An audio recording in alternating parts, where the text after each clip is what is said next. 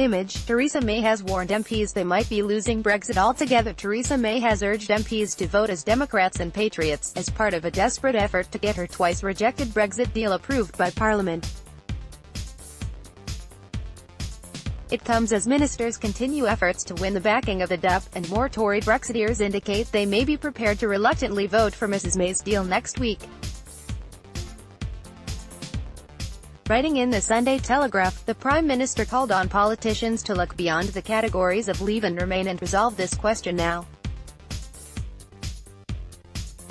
The time to define ourselves by how we voted in 2016 must end now. We can only put those old labels aside if we stand together as Democrats and patriots, pragmatically making the honorable compromises necessary to heal division and move forward, she wrote. Having suffered another substantial parliamentary loss in the second meaningful vote on the Brexit withdrawal agreement last Tuesday, Mrs May is expected to bring the deal back to the Commons for a third time on Tuesday next week. Image, Theresa May is expected to bring her deal to the Commons again next week. Setting out the possible consequences of that vote, the Prime Minister reiterated her claim that failure to back the deal could mean the UK would not leave the EU for many months. If ever, EU leaders would require a clear purpose for any extension that was not merely technical.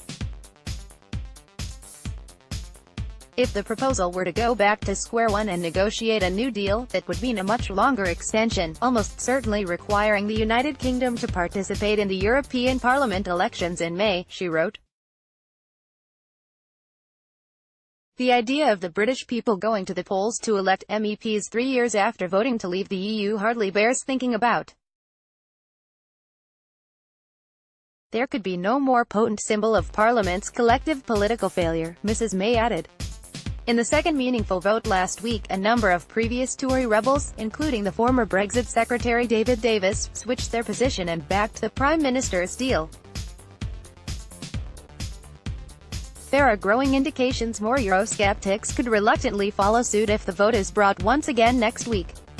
Image, MPs voted to delay Brexit last week. Backbenchers James Gray and Daniel Kaczynski both said on Saturday that they would now be backing the deal, despite reservations, out of fear that Brexit could be lost if they did not. Writing in the Sunday Telegraph, former Cabinet Minister Esther McVey has also said she will now hold her nose and support Mrs May.